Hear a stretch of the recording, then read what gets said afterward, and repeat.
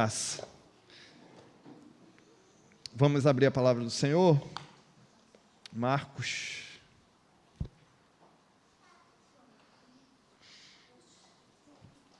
Marcos capítulo 3.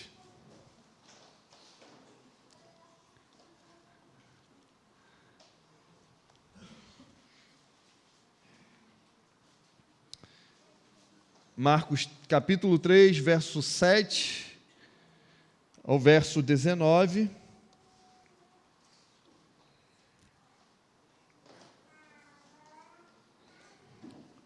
Peço aos irmãos que acompanhem a exposição e que o Senhor nos dê graça para expor esta perícope tão preciosa. Veja, ao abrir aqui a Escritura nessa noite, nós somos conduzidos a um momento decisivo do ministério terreno do nosso Senhor e Salvador Jesus Cristo. O texto que nós leremos daqui a pouco, Marcos 3, do 7 a 19, ele não vai surgir aqui de uma forma, de modo isolado, aleatório, nada é solto na Escritura Sagrada. Tudo é muito bem amarrado. E esse texto, ele é o desdobramento natural de tudo aquilo que nós já vimos anteriormente no Evangelho de Marcos. Nos capítulos anteriores, o nosso Senhor Jesus Cristo já havia se envolvido em conflitos públicos, está lembrado? Ele estava envolvido em conflitos com os escribas, com os fariseus, conflitos não por questões secundárias, mas por aquilo que estava no centro da fé de Israel. Nós vimos Cristo curar no sábado, nós vimos Cristo perdoar pecados, vimos reivindicar aqui, Cristo reivindicando a autoridade sobre a lei, vimos Cristo declarando-se Senhor do sábado. Em especial, vimos que os fariseus conspiraram com os herodianos contra ele, contra Cristo, em como lhe tirariam a vida. Tudo isso foi planejado. Nós vimos um clima ao redor de Jesus, que esse clima não era apenas de desconfiança, mas era um clima de hostilidade aberta, uma hostilidade declarada contra Cristo. E é exatamente nesse contexto que Marcos nos diz que Jesus se retira com seus discípulos para os lados do mar. Mas essa retirada não significa covardia, não significa isolamento, não significa fracasso no ministério de Cristo. Pelo contrário, o que o texto nos mostra é que enquanto os líderes religiosos endureceram o coração, a fama de Jesus Cristo se expandiu. A fama de Jesus Cristo ganhou uma força impressionante num contexto como esse. Marcos nos apresentará aqui uma multidão que cresce, mas que cresce rapidamente, que cresce assustadoramente. Uma multidão que cresce formada por pessoas vindas de diversas regiões, da Galileia, da Judéia, de Jerusalém e Idumeia, além do Jordão e até dos arredores de Tiro e Sidom, regiões judaicas, regiões gentílicas, povos diferentes, culturas distintas, todos convergindo para um único ponto, para um único assunto: Cristo. Muita gente vindo até Cristo. O ministério aqui de Cristo já ultrapassa os limites locais aqui. Ele não era conhecido apenas como mais um rabi, como um rabi da Galileia. O seu nome agora ecoava em regiões distantes. As pessoas falavam sobre ele, comentavam sobre as suas obras, as pessoas relatavam os seus sinais maravilhosos, os seus milagres eram comentados pelo povo. Eles testemunhavam aquilo que eles viam, aquilo que eles ouviram acerca de Cristo, e como resultado, a multidão começa a seguir Cristo, a apertar Cristo, a funilar em cima de Cristo. Mas aqui, irmãos, nós precisamos fazer uma pausa cuidadosa. Porque o simples fato de uma multidão seguir a Cristo não significa que essa multidão compreenderá quem Ele de fato é, quem é Cristo. Seguir não é o mesmo que crer, aproximar-se não é o mesmo que se render a Cristo. Estar perto de Cristo fisicamente não é o mesmo que ser discípulo dele.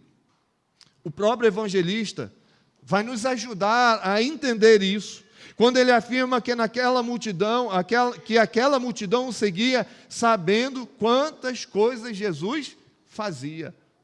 O foco das pessoas não estava em quem Cristo era, mas no que ele fazia. O foco dessas pessoas estavam nas curas, nos milagres.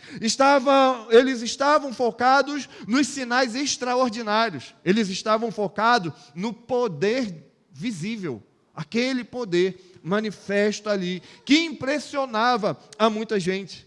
E esse é um padrão recorrente na história humana. Homens e mulheres sempre se sentiram atraídos por aquilo que parece extraordinário. Homens e mulheres sempre se sentiram atraídos por aquilo que parece poderoso. Sempre se sentiram atraídos por aquilo que é impressionante. Sempre foi assim. Isso não começa no século 21.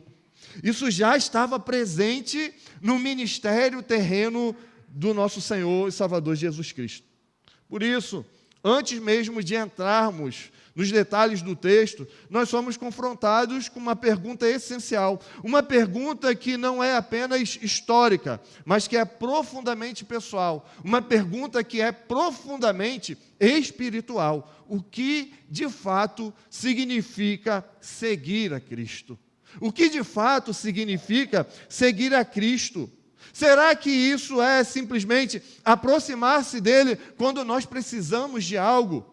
Será que é buscá-lo apenas enquanto ele resolve os nossos problemas, quando ele cura nossas enfermidades? Será buscá-lo porque ele alivia as nossas dores? Será que seguir a Cristo envolve algo muito mais profundo, custoso, algo que transforma a nossa vida? Ao longo deste texto, Marcos nos colocará diante de dois grupos distintos. De um lado, a multidão que segue Cristo. Só que do outro, alguns poucos são chamados.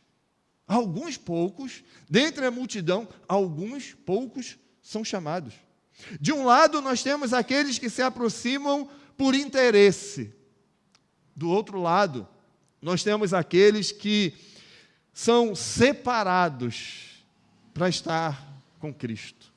Temos de um lado aqueles curiosos pela religião, só que do outro lado nós temos os discípulos verdadeiros.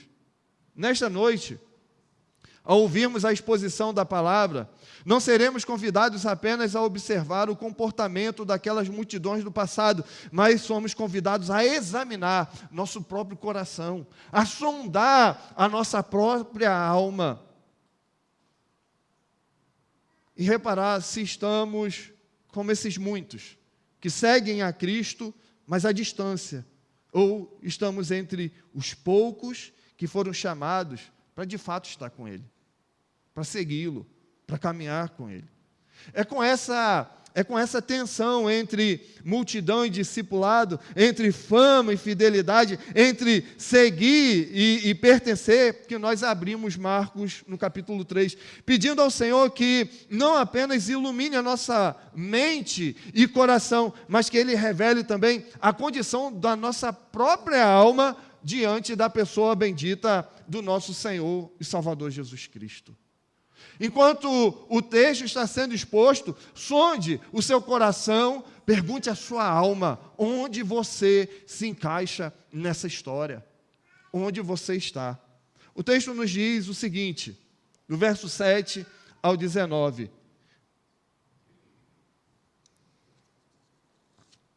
Retirou-se Jesus com os seus discípulos para os lados do mar. Seguiu da Galileia uma grande multidão. também da Judéia, de Jerusalém, da Idumeia, da além do Jordão e dos arredores de Tiro e de Sidom, uma grande multidão, sabendo quantas coisas Jesus fazia, veio ter com ele. Então recomendou a seus discípulos que sempre lhe tivessem pronto um barquinho, por causa da multidão, a fim de não o comprimirem, pois curava muitos, de modo que todos os que padeciam de qualquer enfermidade se arrojavam a ele para tocar.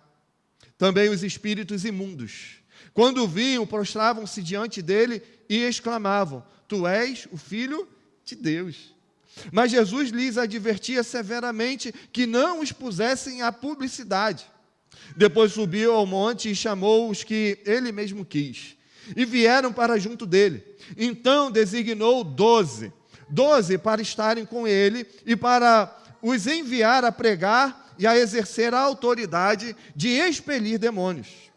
Eis os 12 que designou: Simão, a quem acrescentou o nome de Pedro, Tiago, filho de Zebedeu, e João, seu irmão, aos quais deu o nome de Boanerges, que quer dizer filhos do trovão.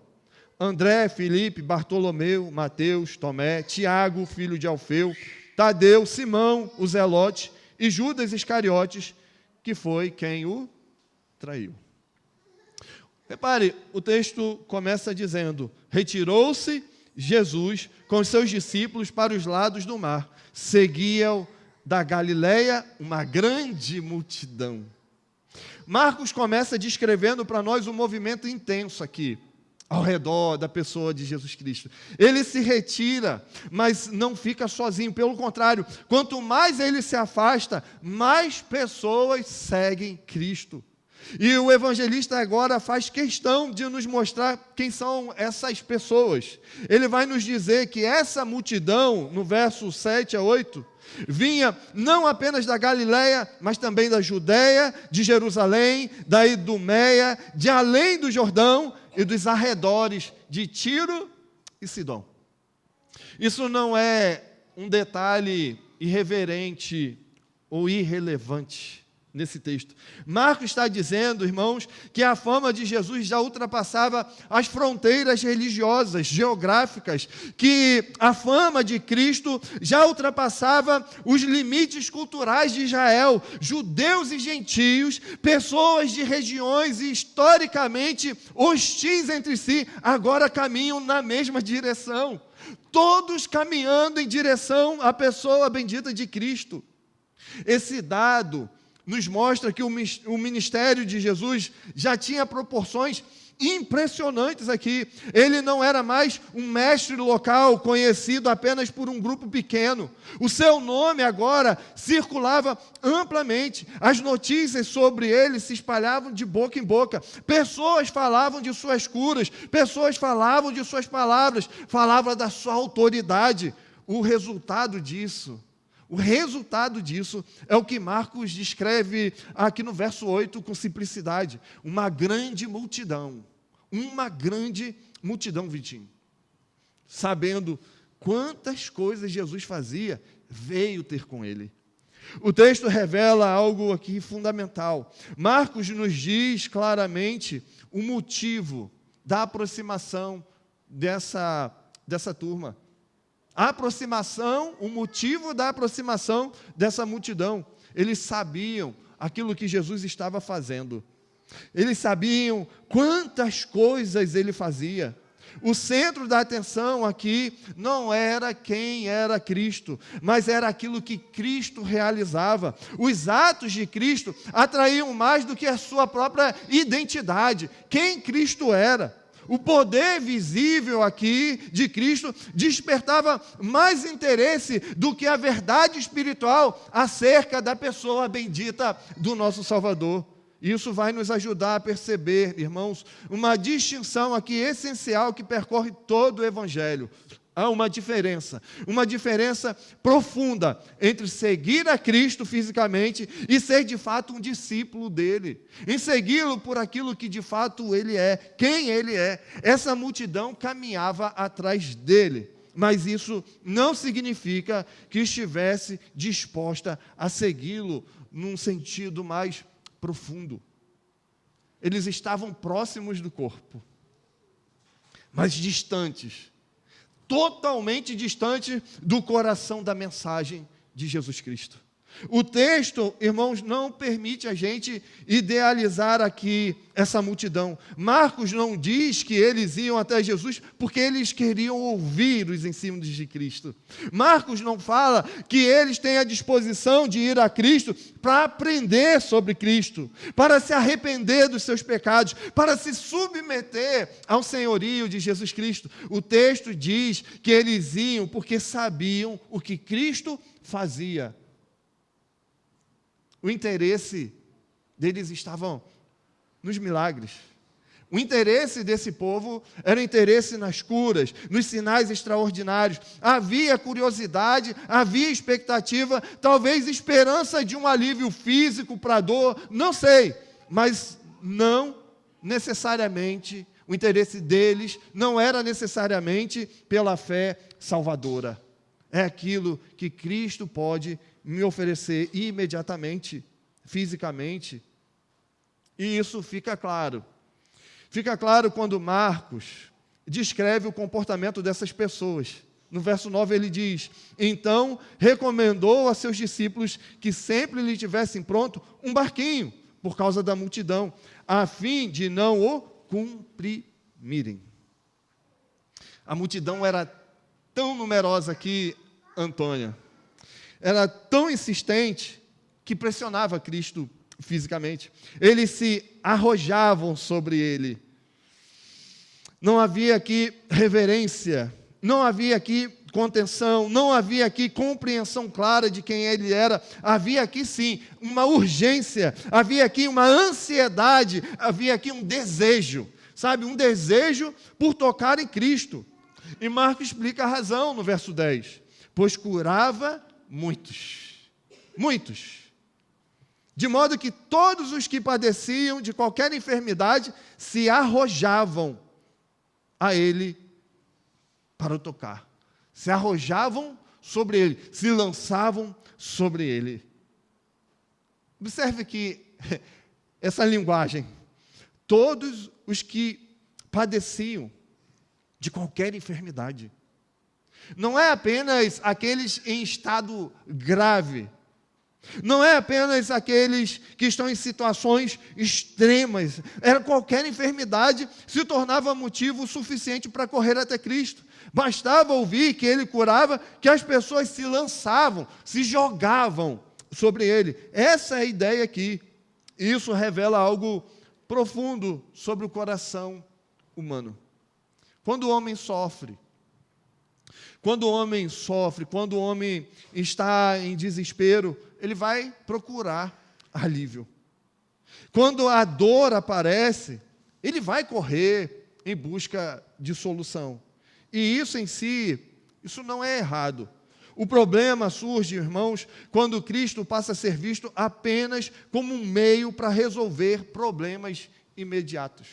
Essa é a questão aqui. O problema de olhar para Cristo como aquele guru que vai resolver todos os meus problemas imediatos, e não como o Senhor que chama ao arrependimento, à fé. Não olhar para Cristo como aquele que nos chama à obediência, a viver uma vida de fato como um discípulo de Cristo. Aquela multidão queria tocar em Cristo, mas não queriam necessariamente ouvi-lo. Queria receber algo dele. Queria o benefício do poder de Cristo. E isso, meus irmãos, não ficou restrito no primeiro século. Isso continua acontecendo até hoje. Muitos ainda procuram Cristo movidos pela mesma lógica. Pessoas se aproximam da igreja, pessoas se aproximam da religião, pessoas se aproximam da linguagem cristã, não porque desejam conhecer Cristo, mas porque esperam que Ele resolva algum problema específico, uma enfermidade, uma crise financeira, um conflito familiar, um sentimento emocional abalado, e Cristo passa a ser buscado como um recurso, não como um redentor, como um instrumento, mas não como um fim para a nossa salvação. O grande perigo disso é querer os benefícios sem o Salvador. É desejar a cura sem desejar a santidade. É querer alívio para o corpo, mas não a transformação da alma. É buscar Cristo apenas enquanto Ele atende às expectativas pessoais, mas abandoná-lo quando Ele confronta o nosso pecado. Quando Ele exige de nós arrependimento, quando Ele nos chama a carregar a cruz. Aí está a dificuldade. Essa multidão aqui que seguia Cristo, seguia, mas não compreendia plenamente a natureza da obra de Cristo, a natureza da sua missão. Eles viam os milagres, mas eles não discerniam o reino. Eles admiravam os atos de Cristo, mas eles não se rendiam à pessoa de Cristo. E essa, irmãos, é uma tentação constante no coração humano. É reduzir Cristo ao que Ele pode fazer por nós e não reconhecê-lo como quem Ele é em si mesmo.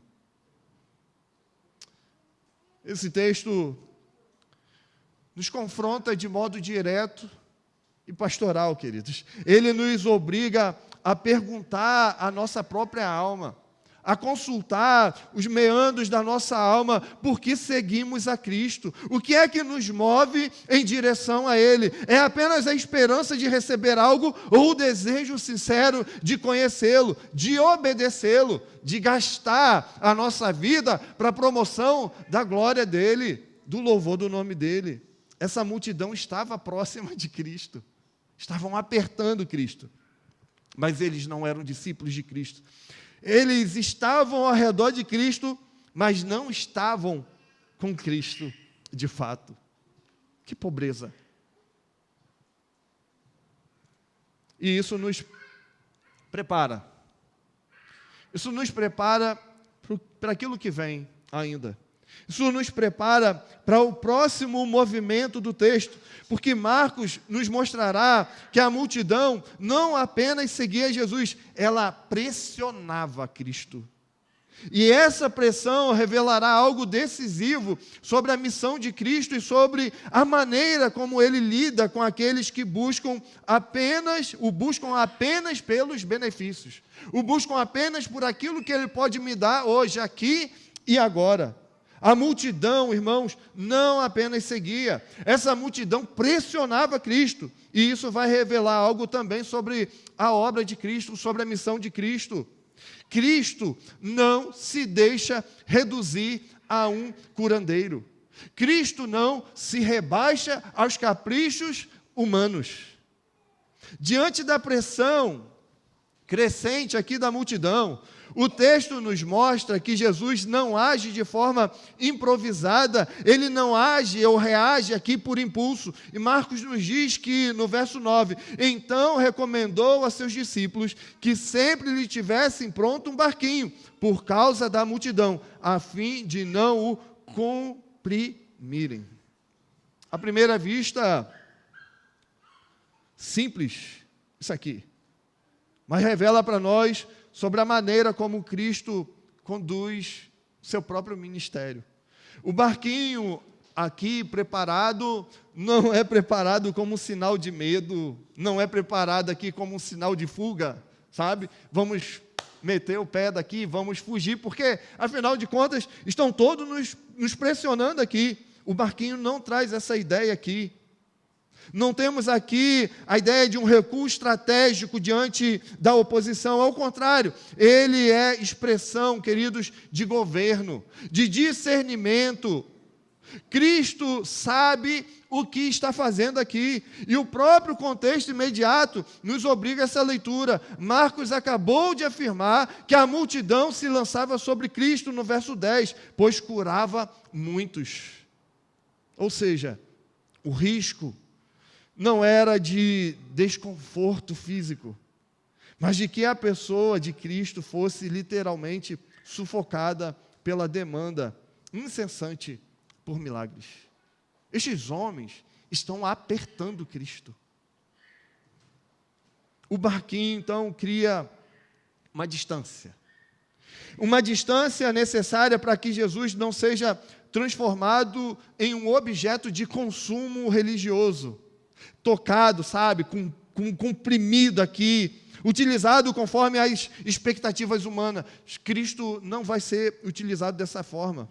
A partir dali, Cristo permanece acessível, mas não manipulável. Ele permanece próximo, mas não dominado. Ele continua disponível, mas não controlado pela urgência humana, pela urgência da multidão. Ele não se deixa controlar pelas circunstâncias, nem permite que a pressão popular determine os rumos da sua missão.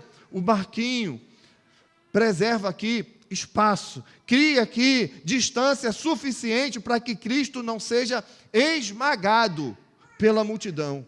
E esse gesto nos mostra que Jesus não veio para curar corpos, mas ele veio para anunciar reino.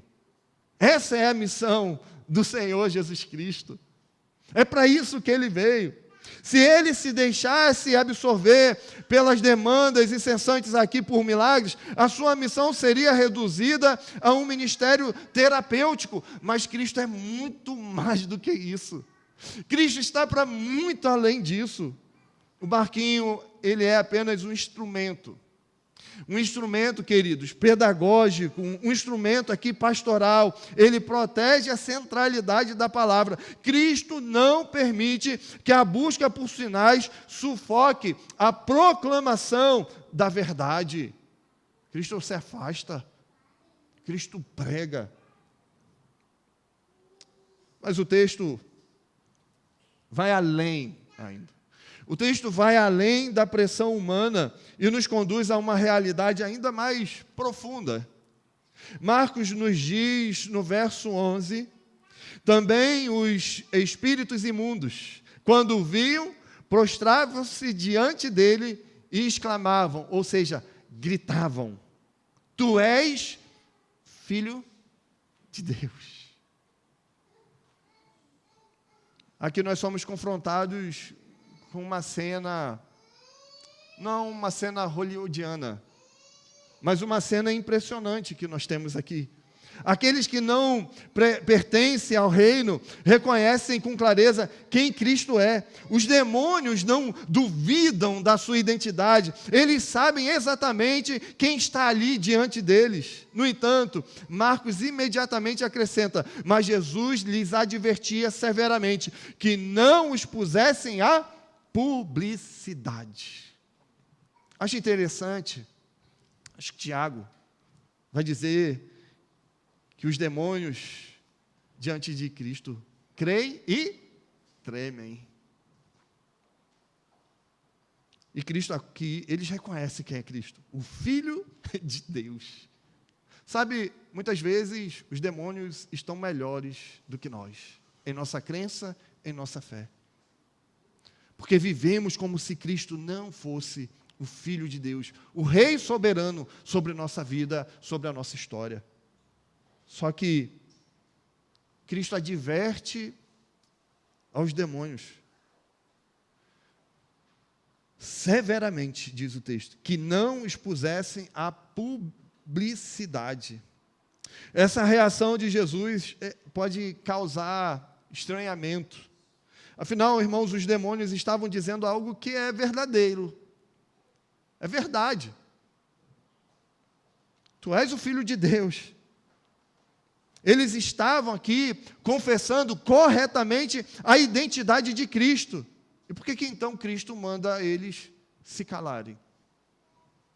E aqui entramos em um dos temas recorrentes do Evangelho de Marcos, frequentemente chamados de segredo messiânicos. Jesus não rejeita o testemunho demoníaco porque ele seja falso, mas porque ele é inadequado. A verdade, quando proclamada por bocas erradas, torna-se uma verdade distorcida. Cristo não aceita ser anunciado por aqueles que se opõem ao reino, mesmo que suas palavras estejam tecnicamente corretas. Como bem observa um comentarista bíblico, há pelo menos duas razões claras para essa ordem de silêncio. Primeiro, porque o testemunho dos demônios jamais poderia ser uma fonte legítima de revelação divina. A missão de Cristo não poderia ser confirmada por agentes do mal. E está cheio desses agentes por aí, descrentes, mas que ao balbuciar o nome de Jesus, pronto, nós ficamos em êxtase. Viu o jogador fulano de tal, viu o ator fulano de tal, pronunciou Cristo em rede pública. Mas há um segundo aspecto aqui, que diz respeito à proclamação precipitada e sensacionalista de sua identidade messiânica, alimentaria expectativas equivocadas sobre o tipo de Messias que ele era. O povo esperava um libertador político, o povo esperava um líder nacionalista, o povo esperava um solucionador imediato de problemas terrenos, mas esse não é e nunca foi o caminho da cruz. Jesus sabia que sua identidade só poderia ser corretamente compreendida à luz da sua obra completa, e especialmente naquele momento trágico da cruz no Calvário. Qualquer tentativa de proclamá-lo como Filho de Deus, sem passar pelo sofrimento, sem passar pela rejeição, sem passar pela morte, seria uma revelação incompleta, na verdade, perigosa, porque apresenta um Cristo falso. Por isso, irmãos, ele governa o ritmo, ele governa a forma da sua própria revelação. É assim que Cristo faz. E aqui nós aprendemos algo importante. Não basta, preste atenção, não basta falar coisas certas sobre Cristo. Não basta falar coisas certas sobre Cristo. É preciso falar a partir de um coração submisso a Ele. A diferença entre informação correta e diferença entre um testemunho legítimo. Os demônios falavam corretamente, mas não falavam com autoridade, sabe? Não falavam com autoridade espiritual. Eles diziam a verdade, mas eles não viviam essa verdade. Eles reconheciam quem Cristo era, mas não se rendiam, não se dobravam diante de Cristo. Eles até tremiam. Cristo, irmãos, Cristo não aceita propaganda distorcida. Cristo não aceita propaganda distorcida. Ele não permite que a sua obra, que a sua missão seja divulgada de maneira sensacionalista. Ele não permite que a sua missão seja divulgada de modo superficial, de modo desconecto com a cruz. Ele governa sua obra com santidade, com sabedoria, com fidelidade ao plano do Pai. A sua missão não pode ser reduzida a espetáculo, nem sua identidade pode ser transformada a slogan cristão, religioso. Essa cena nos confronta. Nós vivemos em um tempo em que muitas vozes falam sobre Jesus, mas nem todas falam com legitimidade, com verdade. Nem toda fala correta é um testemunho fiel de Cristo. Nem toda declaração ortodoxa nasce de um coração regenerado, salvo, alcançado pela graça de Cristo. E Cristo continua rejeitando ser anunciado de forma distorcida, mesmo quando as palavras parecem ser corretas. Ele não terá impune aqueles que tomam o seu nome em vão. Irmãos, o Senhor governa a sua obra, sua missão, seu trabalho. Ele define como, quando e por quem ele será anunciado. Essa é a verdade. E isso vai nos conduzir à próxima pergunta do texto. Se não seriam os demônios, nem a multidão, nem os curiosos anunciá-lo, quem então vai fazer isso? Se não são os demônios, se não são os curiosos, então quem pode anunciá-lo? Quem pode proclamar o seu nome? Quem pode falar por ele? Se não seriam os demônios a anunciá-lo, então quem faria isso? E o ponto agora nos leva justamente à resposta. Porque há um chamado aqui, soberano, daqueles que devem estar com Cristo e falar por Cristo. Falar de Cristo e falar por Cristo. Depois de mostrar que nem a multidão curiosa, que nem os espíritos imundos seriam os porta-vozes do reino, Marcos nos conduz agora a um movimento decisivo no ministério de Cristo.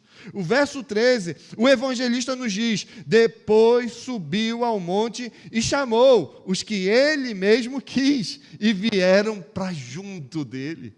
A ideia é, vieram para perto dele, vieram andar com ele.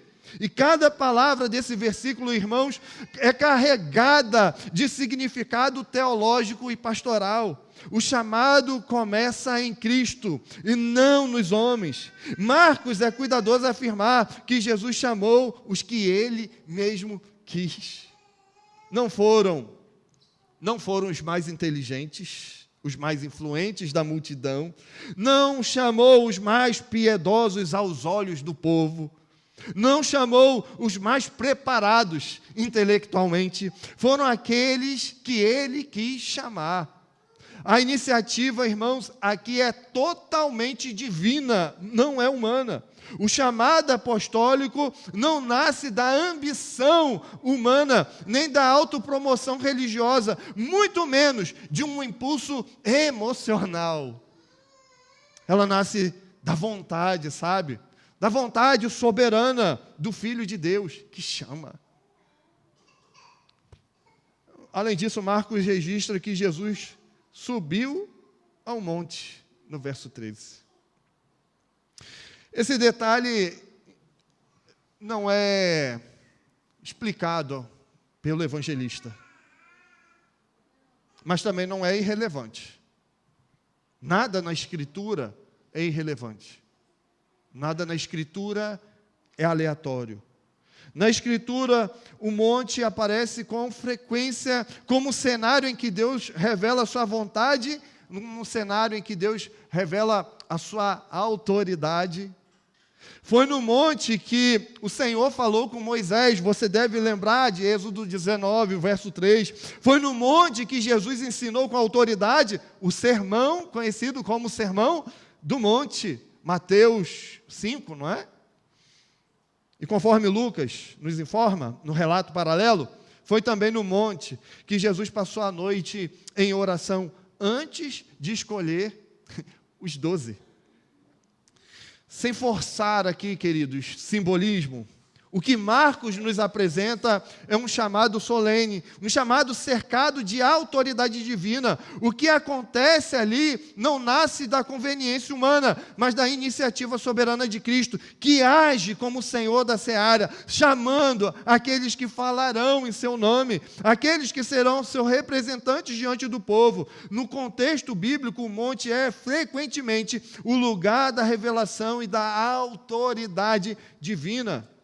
E é ali que Deus se manifesta, que a vontade do céu é declarada e que as decisões redentivas são tomadas. O chamado dos apóstolos não é um arranjo organizacional, mas é um ato solene, é um ato carregado de autoridade celestial. Cristo age como Senhor da seara, não como um líder que sai por aí catando, buscando seus seguidores.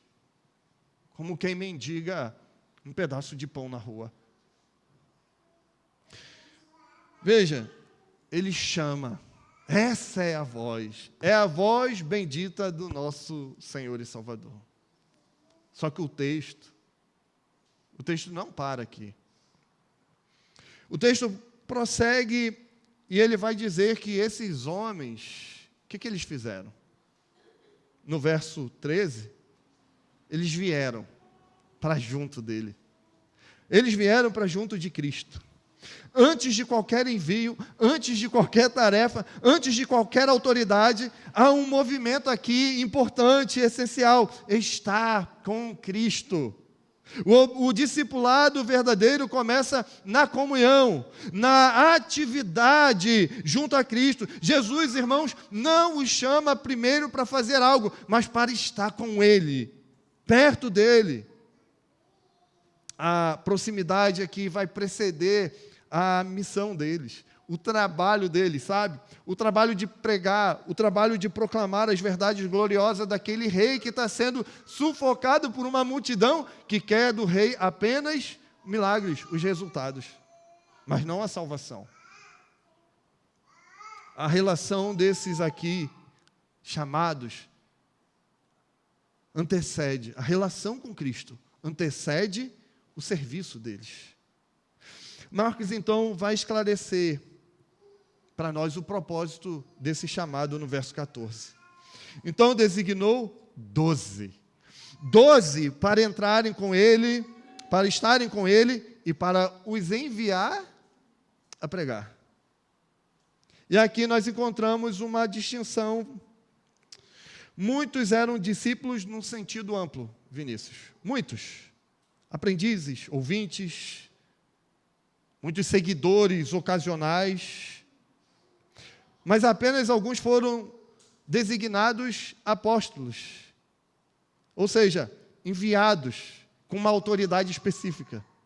Todo apóstolo é discípulo, mas nem todo discípulo é um apóstolo, já disse alguém.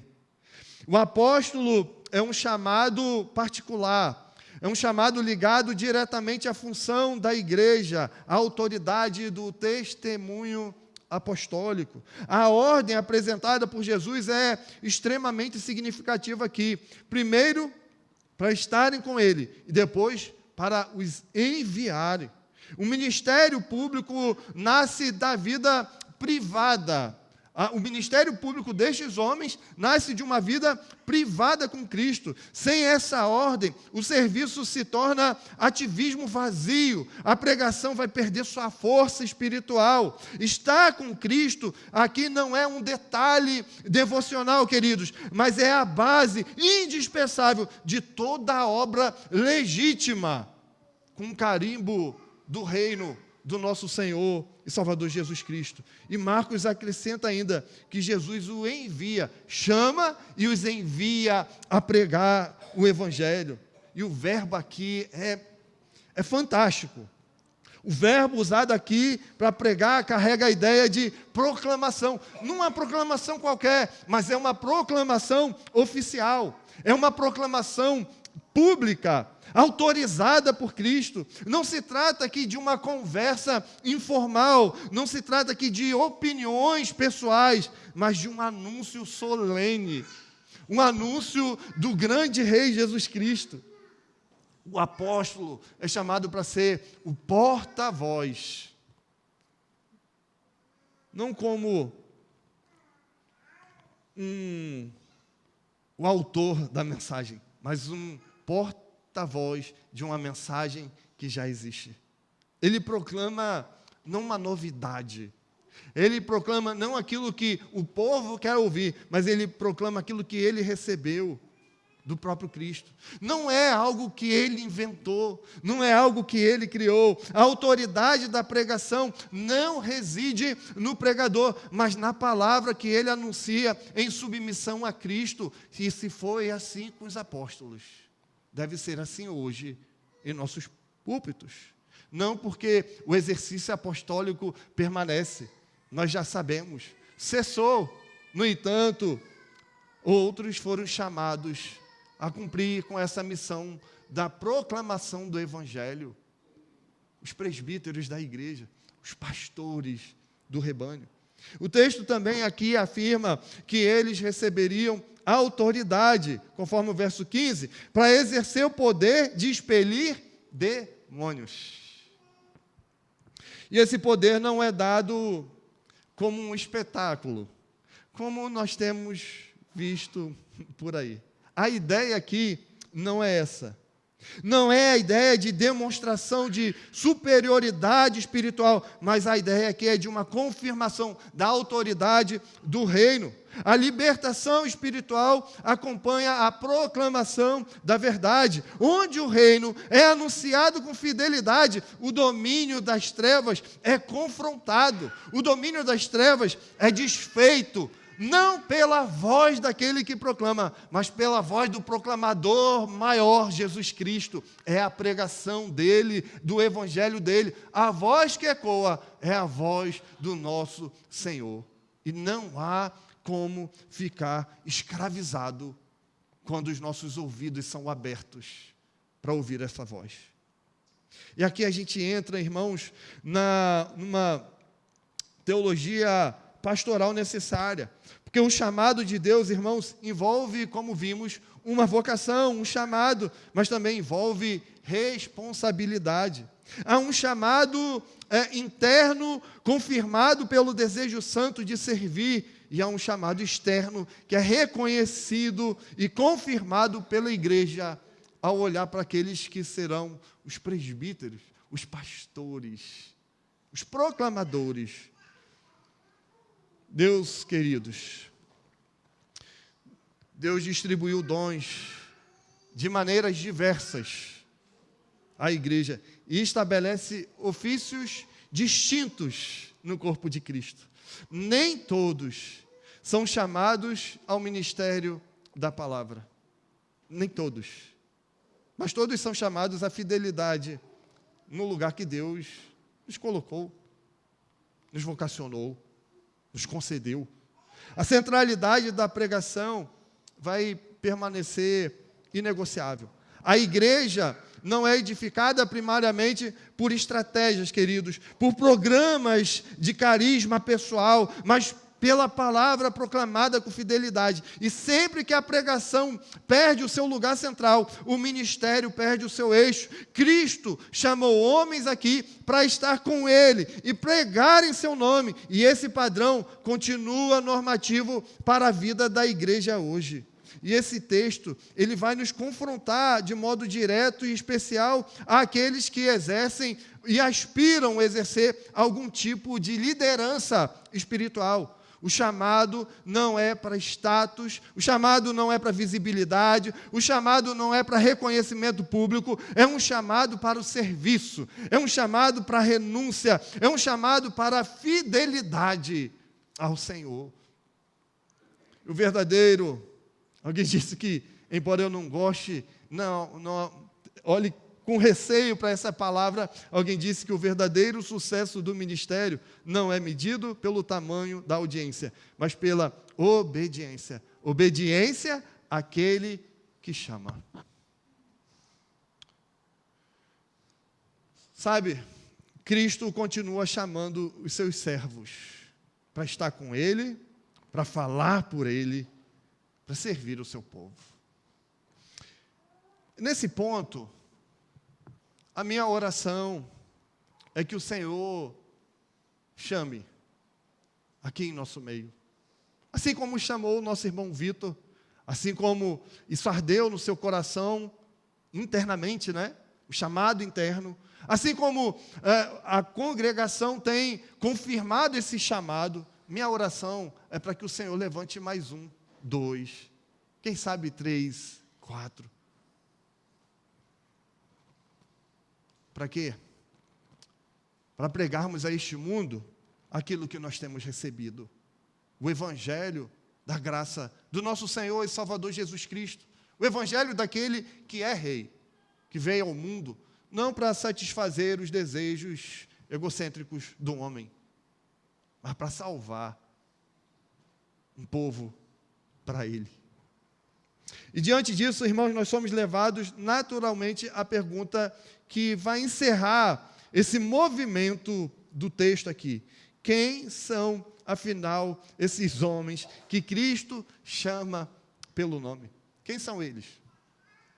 Quem são esses homens que Cristo docilmente chama, convoca? Quem são eles? São homens diversos, frágeis, esse tipo de gente. Depois de apresentar o chamado soberano dos que estariam com Cristo e falariam por Ele, Marcos encerra esse bloco do texto com algo aparentemente simples, mas significativo. Ele traz para nós aqui uma lista de nomes. O evangelista escreve do verso 16 a 19: eis os 12 que designou: Simão, a quem acrescentou o nome de Pedro, Tiago, filho de Zebedeu, e João, seu irmão, os quais deu o nome de Boanerges, que quer dizer filhos do trovão, André, Filipe, Bartolomeu, Mateus, Tomé, Tiago, filho de Alfeu, Tadeu, Simão, o Zelote, e Judas Iscariote. Quem foi esse? Quem o traiu. Não há elogio para eles. Não há elogio. Não há descrição de virtudes deles. Não há currículos aqui espirituais. Marcos simplesmente lista para nós alguns nomes. E essa simplicidade, queridos, é uma simplicidade intencional aqui no texto. O foco não está nas qualidades pessoais desses homens, mas naquele que chama esses homens. O poder não reside nos apóstolos, o poder reside em Cristo. Eles não são apresentados aqui como heróis espirituais, mas são apresentados como instrumentos na mão de um Deus poderoso. A gente, ao observar aqui esses nomes, nós percebemos imediatamente a diversidade do grupo. Há aqui pescadores simples, como Pedro, Tiago, João. Há aqui nesse grupo um contador, um cobrador de impostos, Mateus, alguém socialmente desprezado. Há um zelote aqui, Simão. Alguém que pertence a um grupo radicalmente nacionalista. Há homens aqui dos quais pouco ou nada sabemos. Origens distintas, temperamentos diferentes, histórias variadas. Cristo não escolheu aqui um grupo homogêneo, mas um corpo diverso, unido não por afinidade natural, mas por chamado soberano. Essa diversidade, meus irmãos, revela algo essencial sobre a obra de Deus. O Senhor não depende de um perfil específico para cumprir os seus propósitos. Ele chama homens comuns, com limitações evidentes, com fragilidades reais. Pedro, por exemplo, Pedro negaria o Senhor. Tomé duvidaria. Todos esses fugiram no momento dramático do sofrimento do Senhor na cruz. Cadê eles? Sumiram. E ainda assim, foram eles instrumentos escolhidos para o estabelecimento da igreja no Novo Testamento. Que glória, hein? Isso nos ensina que a eficácia do ministério não está na perfeição humana. Vinícius foi chamado ao presbiterato não porque ele é perfeito e qualificado, mas foi a graça divina sobre ele, sobre o Israel, o diácono, sobre o Vitor. É a graça divina. Agora, entre esses nomes, há um que vai chamar a atenção de modo especial, né? Judas Iscariote, que foi quem? O traiu Cristo. É interessante porque Cristo não vai suavizar essa informação. Ele não vai apresentar, ele vai apresentá-lo aqui, Judas, de forma direta e sóbria. Judas esteve entre os 12. Judas caminhou com Cristo. Judas ouviu os seus ensinos. Judas participou do maior e melhor seminário que já existiu. Judas viu milagres, mas ainda assim o seu coração jamais foi regenerado. A presença de Judas aqui nos lembra que proximidade física com Jesus não é o mesmo que comunhão verdadeira com Ele. Ao incluir Judas na lista, o texto nos confronta, irmãos, com uma verdade solene. O propósito de Deus não é frustrado nem mesmo na traição humana. Cristo não foi aqui surpreendido. Ele sabia quem Judas era e mesmo assim o chamou e o incluiu, porque até mesmo a traição fazia parte do cumprimento das Escrituras. O Senhor, meus irmãos, governa a história com soberania absoluta, usando inclusive a maldade humana para cumprir os seus desígnios redentivos, para cumprir o seu plano soberano de salvação. E ao mesmo tempo, irmãos, essa lista nos mostra que muitos desses homens permaneceram praticamente desconhecidos para nós. Pouco nós sabemos, por exemplo, de Bartolomeu. Pouco nós sabemos de Tadeu, Tiago, filho de Alfeu. Eles não escreveram cartas, eles não protagonizaram episódios marcantes registrados nas Escrituras. No entanto, eles foram fundamentais. Eles serviram fielmente. Eles cumpriram o papel que lhes foi confiado. O reino de Deus, irmãos, não avança apenas por meio de nomes conhecidos, mas por meio de servos fiéis, que temem o Senhor, que amam o Senhor, que se dobra diante do Senhor e se lança aos cuidados do Senhor como ferramentas. Irmãos que vão continuar no anonimato. E Deus seja louvado por isso. Porque a igreja avança. Melhor, o reino, a pregação, corre. É como diz o apóstolo Paulo, fazei correr a pregação do Evangelho. Sabe, o apóstolo Paulo nos ensina que a igreja é um corpo. Lembra disso? Um corpo composto de muitos membros, cada um com a sua função. Ele escreve: ora, o corpo não é um só membro, mas muitos. Mais adiante ele vai afirmar em 1 Coríntios 12, 22, que os membros do corpo que parecem ser mais fracos são necessários. Nenhum membro é dispensável. Nenhum serviço na igreja é insignificante. Na igreja local, o mesmo princípio, queridos, se aplica. Nem todos pregam, nem todos ensinam publicamente, nem todos são vistos, mas todos são chamados a servir a Cristo com fidelidade. O Senhor, irmãos, não mede a importância pelo grau de visibilidade, mas Ele mede a importância pela obediência. Servir no anonimato, com constância e amor, irmãos, é tão preciso diante de Deus, quanto exercer funções públicas, como a pregação do Evangelho, aqui de púlpito. Esse texto, então, nos ensina a valorizar o chamado que recebemos. Não fomos chamados para competir, não fomos chamados para buscar reconhecimento, nós fomos chamados, como estes homens aqui, para servir. E alguns serão lembrados e outros não. Alguns terão os seus nomes conhecidos, outros permanecerão anônimos, mas todos são igualmente importantes no corpo de Cristo. E o que importa no final é ver Cristo glorificado e exaltado em nosso meio, como um testemunho para este mundo que pouco ou nada tem da graça de Cristo.